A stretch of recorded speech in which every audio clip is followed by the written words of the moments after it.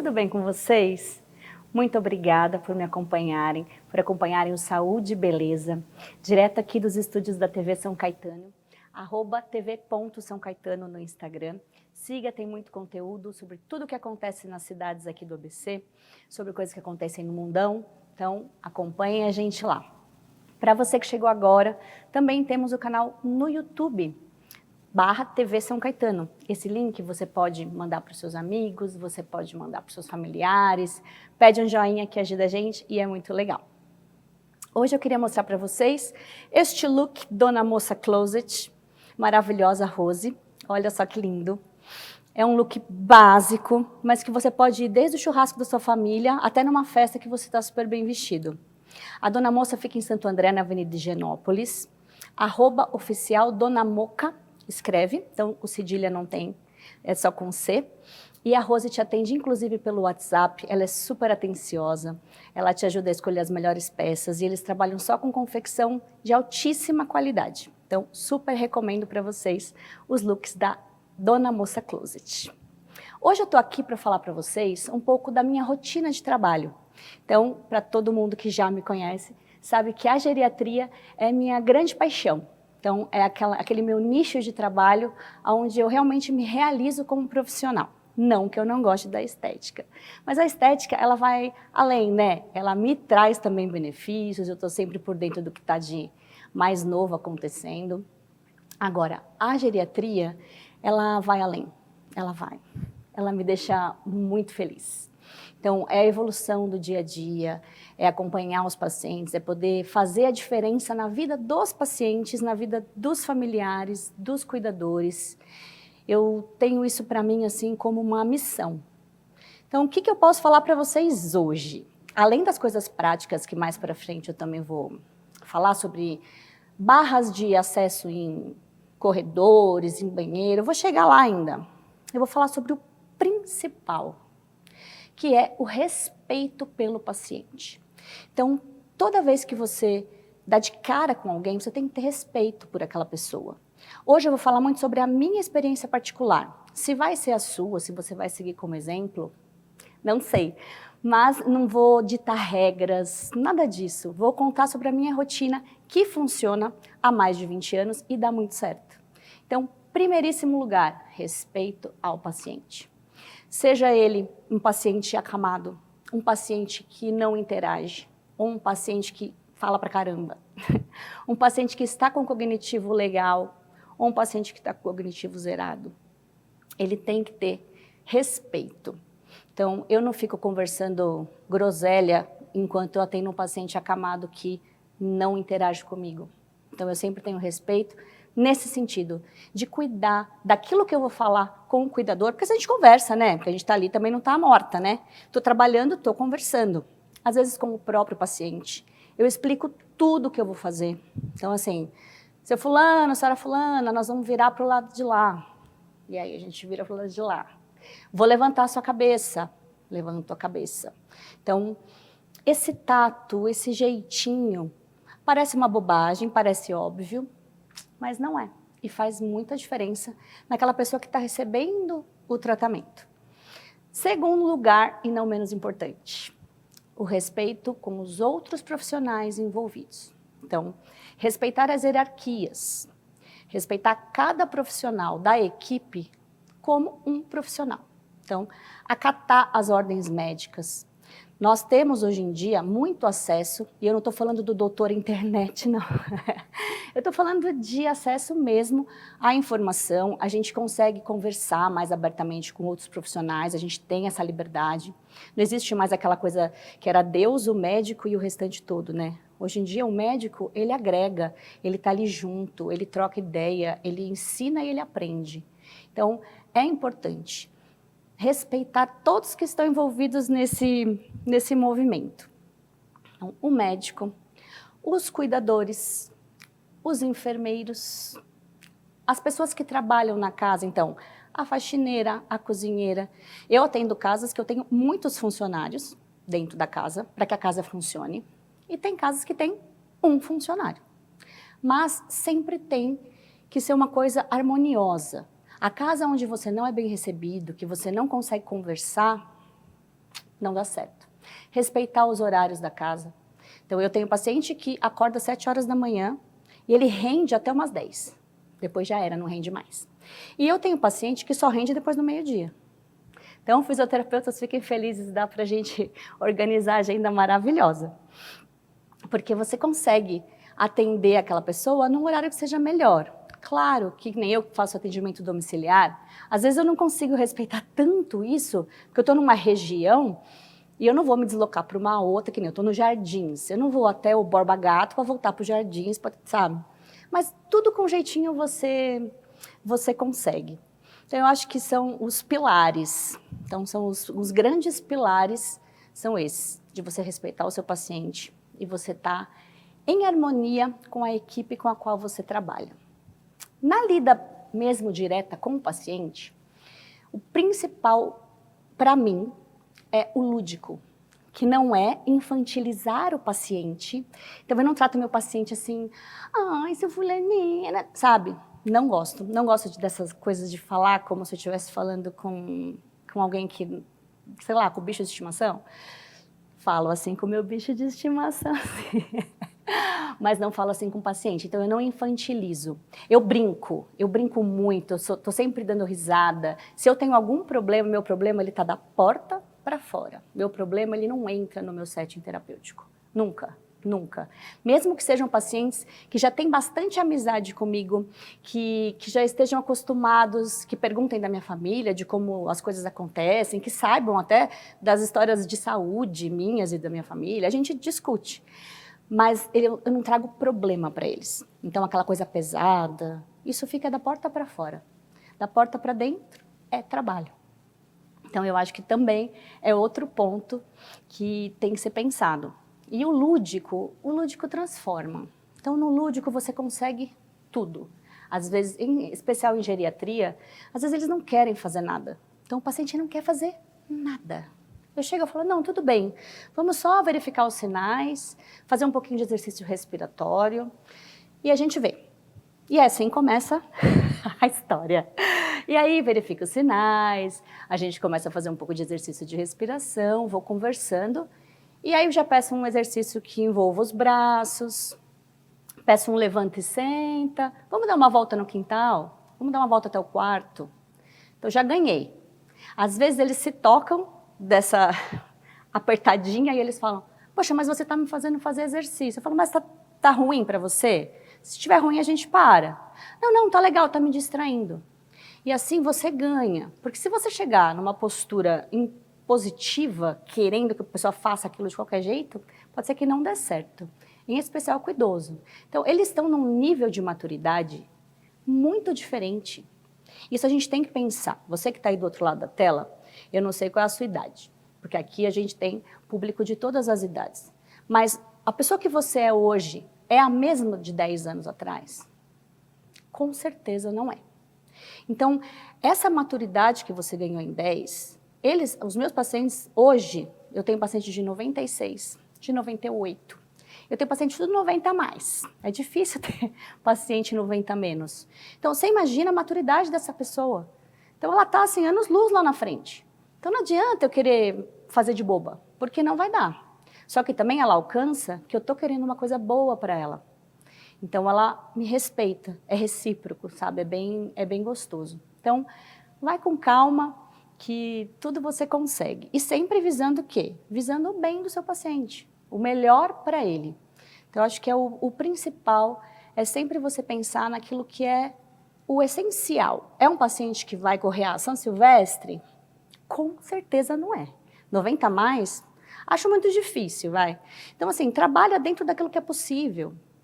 É uma pessoa que gosta de cozinhar? Troque ideia de receita. Eu troco ideia de receita pra caramba, eu não cozinho nada. Eu só cozinho o trivial, arroz, feijão, uma coisinha assim, raramente faço uma coisa extra. Só que eu aprendo muito com elas, eu aprendo muito. Eu aprendo umas dicas bobas às vezes, porque eu usei aquilo que ela gosta para chegar nela. Então eu falei, hoje vamos pegar o que ela fez no almoço. E ela começa a me contar, ela dá a receita completa, eu já fico de olho naquilo que talvez eu ainda use. Mas foi uma maneira de entreter aquele momento enquanto ela fazia o exercício dela. Então eu sempre brinco, as pessoas que ficam em volta, às vezes até o próprio cuidador da cozinha e tal, ele fala, poxa, mas vocês falam o tempo todo.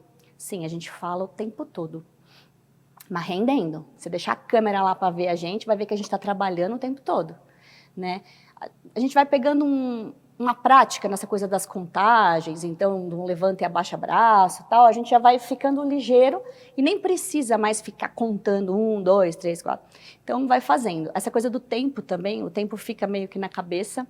Eu sei mais ou menos quando deu a horinha deles. E eu também sinto muito o que eles me trazem. Porque às vezes eles estão cansados, não é um dia que rende legal. Então, tem que parar antes. Tudo você observa no feeling mesmo, naquela coisa da sensibilidade, do perceber, ouvir o que a pessoa está falando. Então, eu acho assim, você chegar sempre tentando agradar. Parece falso, mas não é. Eu já aprendi tanta coisa, eu já falei sobre tantos assuntos, ouvi tantas informações. Hoje em dia eu tenho pouco, mas há uns anos atrás eu tinha pacientes que tinham vivido a guerra. Então, pacientes da Alemanha, com histórias tão pesadas de vida. E a gente fazia daquilo um combustível para o nosso atendimento. Para que aquilo rendesse, para que aquilo... Às vezes até para sair umas risadas. Porque, né, tá até a desgraça tem uma coisinha boa, gente. Então, eu acho que também é alguma coisa que é válida, que é você tirar história, né, com geriatria. Eu costumo falar sobre os parentes, então eu pergunto muito para estimular esse cognitivo. Então, eu não gosto de infantilizar, mas eu também uso massinha, uso lápis de cor. Precisa. Tem casos que tem essa indicação. Eu gosto de pedir para escrever. Então, escreva seu próprio nome para não perder a destreza, para fazer a assinatura. Hoje a gente usa pouco cheque, mas eles ainda estão bem na era do cheque. Então, para não perder essa destreza, então escreve alguma coisa que você viu na TV, porque eles ficam muito fixados ainda na televisão, né? Então, nada contra, mas eu acho que é bom a gente tirar, né? A gente não tira a tela das crianças, tem que tirar a tela dos velhinhos também.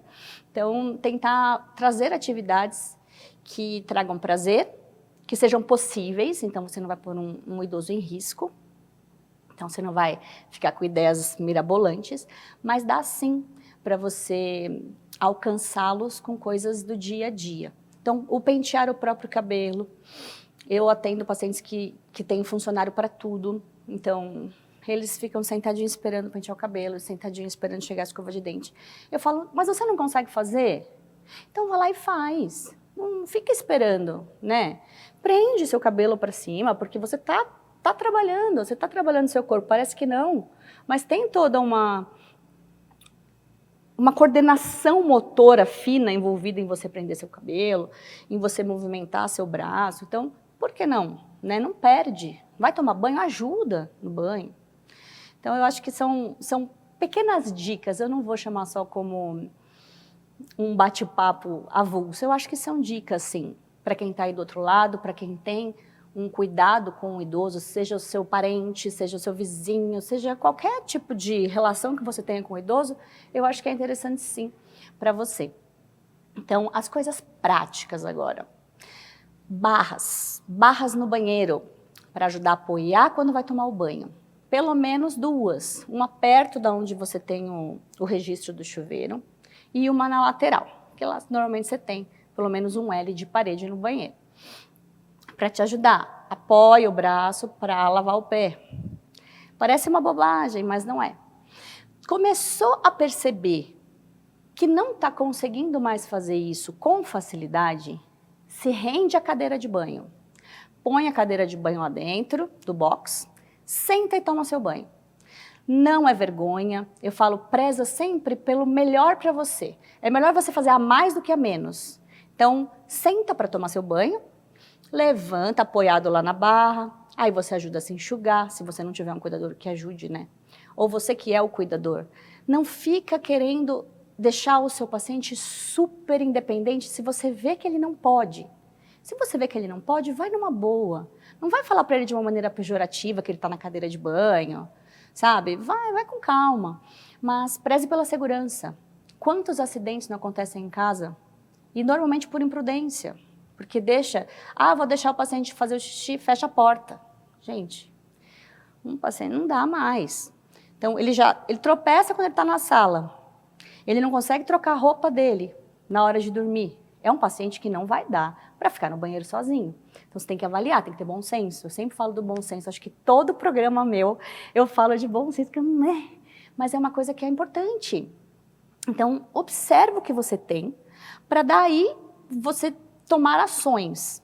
Vai andar na rua, bengala. Se não está andando legal, bengala. Ah, mas eu tenho 60 anos, poxa. Então, mas se seu equilíbrio não está bom, leva a bengala. É melhor você ter uma bengala para se apoiar do que você espatifar no chão, no meio da rua, bate cabeça, às vezes não consegue nem falar quem é. Então, assim, não tenha vergonha, né? Mostrem naturalidade com coisas que são da nossa evolução. Então, a única certeza que a gente tem é que a gente chega no final. Então, vamos chegar na melhor maneira que der, tentando evitar uma possível intervenção cirúrgica decorrente de uma queda. Porque se a gente já cogita fazer ou não fazer uma cirurgia hoje, com 20, com 30, com 40, a gente sempre pensa, né? Ah, eu vou fazer cirurgia? Não sei. Eu preciso dessa cirurgia? Ela é muito importante? Quando é um procedimento estético, mas eu vou me expor ao anestésico. A gente sempre pensa. Né? Um médico fala, você precisa fazer tal operação. Você fala, eu vou ouvir uma segunda opinião. Então, evite que tenha problemas na terceira idade, porque o risco é muito maior quando você tem um paciente 80, 90 a mais em centro cirúrgico. Então, não tenham vergonha de estimular o uso dessa bengala, né? Os netos brincam, todo mundo chega nos eventos, vira brincadeira de criança. Então, não tenham vergonha, tratem o idoso com naturalidade. E uma coisa que eu acho super importante falar, essas pessoas, elas têm o hábito de repetir muito o mesmo assunto. Então, elas repetem aquele mesmo assunto. A minha estratégia pessoal é sempre tentar responder uma coisa diferente àquela história que a pessoa me contou. Ela contou uma história, eu tento sempre responder de uma maneira diferente. Claro que se ela me falar 50 vezes a mesma coisa, talvez eu não tenha 50 histórias diferentes. Mas eu tento ir variando naquelas minhas 10 histórias anteriores, eu vou colocando para que ela não tenha aquele déjà vu de ela já me falou isso, sabe? Para evitar que eles tenham isso. Porque é ruim. Se é um paciente que tem a cabeça maravilhosa e ele começa a repetir, aí eu acho que é válido você chegar e falar, olha, você percebeu que de umas semanas para cá você tem sido repetitivo, você está falando o mesmo assunto? Se você tiver intimidade com esta pessoa. Se você não tiver, foi. Né? Se é um paciente esporádico, se é um parente que você quase nunca encontra, às vezes ele está eufórico de te ver e por isso ele está repetindo. Então, não vai entrar nessa, né? Agora, se é uma pessoa que você vê sempre, que você está acostumada, por que não? Então, vira e tem uma conversa doce e cordial, tá bom? Agora, se é um paciente seu que é recorrente, ele repete, finge que você... Ou se é seu avô, sua avó, toda vez que você chega, ele te conta a mesma história. Você, ai, jura, avó? Mas e como foi?